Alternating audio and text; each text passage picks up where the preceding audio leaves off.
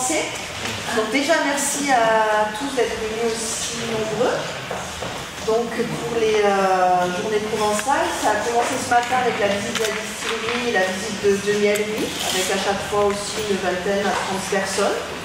Voilà, sachant que les journées provençales continuent demain, avec le marché provençal dans les rues du village, en place de la mairie, avec le groupe folklorique à partir de 10h, qui passera dans les rues. Sur la place de l'église, vous allez avoir Festigeux, c'est les jeux d'antan en bois, avec un stand et différents jeux concours par Secret de Fabrique et Pays Gourmand. Vous avez là à votre disposition des petites fiches de menus, enfin de recettes, élaborées par les cuisiniers qui sont dans le label Pays Gourmand, sur le territoire du pays à 3V. Donc demain, on retrouve Pays Gourmand et Secret de Fabrique sur la place de l'église, avec différents petits, plusieurs jeux concours, différenciés des huiles essentielles. Et à chaque fois, il y a un petit panier garni avec des produits du terroir à gagner. On se retrouve à midi 30 à la Placette pour un apéritif provençal avec un beau pétillant.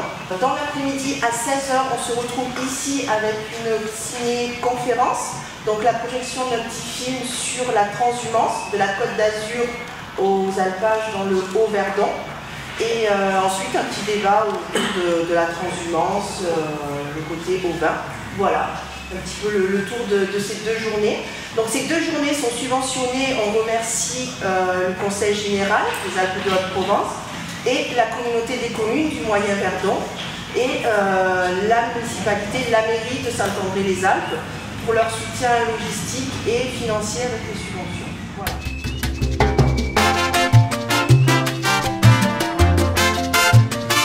Ce samedi 6 septembre avait lieu à la salle polyvalente de Saint-André-les-Alpes une conférence organisée par l'Office du tourisme sur le thème de la gastronomie romaine. Paul Corbier, professeur d'histoire romaine bien connu des Saint-Andréens, devant une trentaine de personnes, a donné un aperçu des habitudes alimentaires des Romains.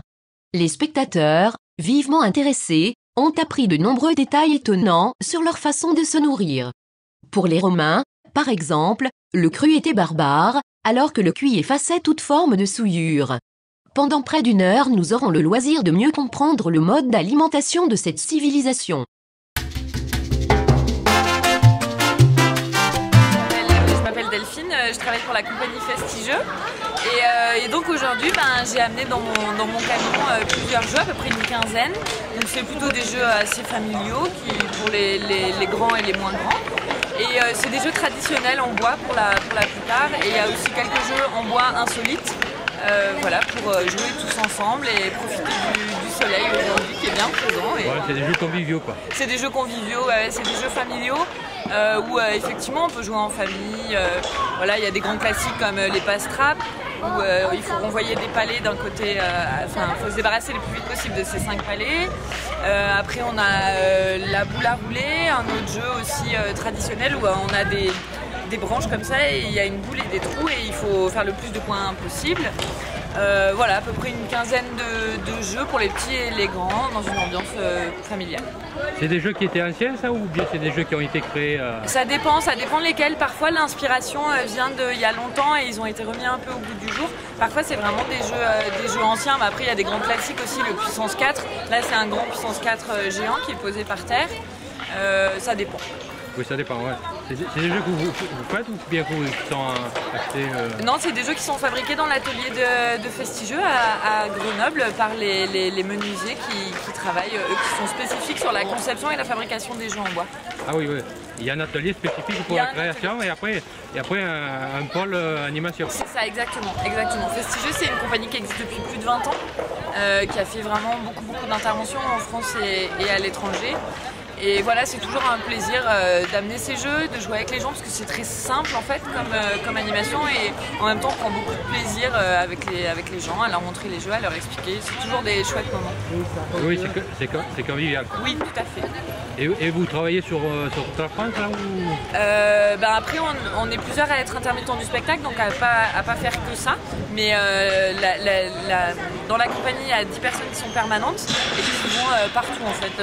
Ils sont déjà allés au Québec, enfin c'est international maintenant. Oui, il n'y a pas de, non, y a pas de frontières. Non, il n'y a pas de frontières avec le jeu, voilà, ça dépasse les frontières au niveau des langues. Après, on a des règles de jeu qui sont écrites en anglais. Voilà. Oui, c'est multilingue. Quoi. Voilà, on peut aller partout avec. Vous pouvez aller partout si vous avez la demande. C'est ça, c'est ça.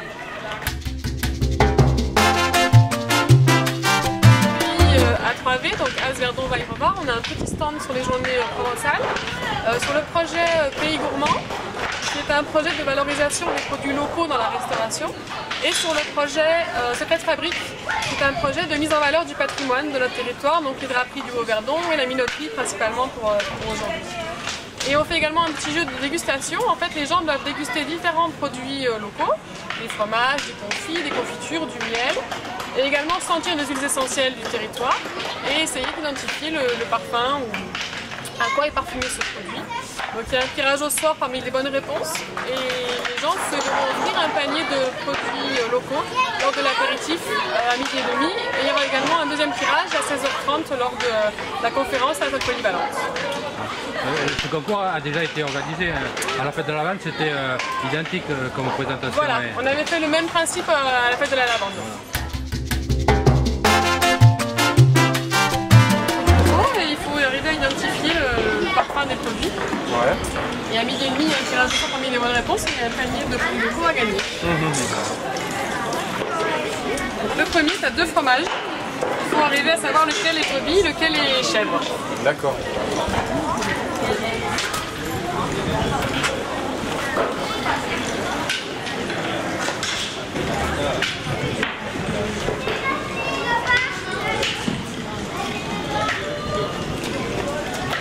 C'est que des brebis d'ici. Moi je pense que la brebis c'est celui-ci, que le chèvre c'est celui-là. Je peux pas dire la réponse, sinon je suis pas. Ah mais c'est... Ouais, il faut répondre sur le questionnaire, question 1. Notifier après réflexion. Et après c'est avec la lavande.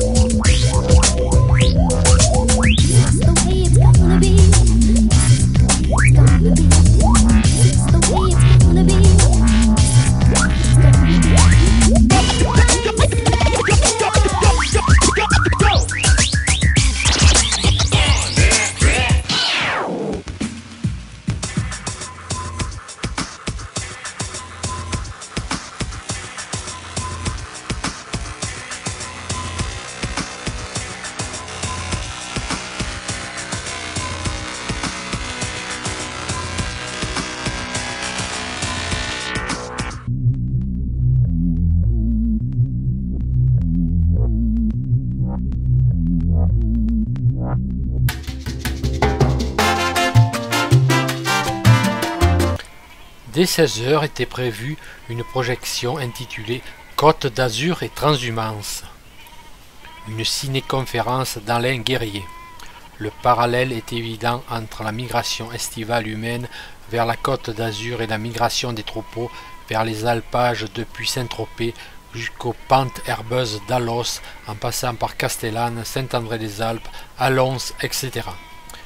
L'accent était mis en premier lieu sur les premières années où écrivains, peintres, têtes couronnées et cinéma faisaient les beaux jours de la côte provençale jusqu'à aujourd'hui, où les plages sont envahies par de joyeuses familles de juin à septembre.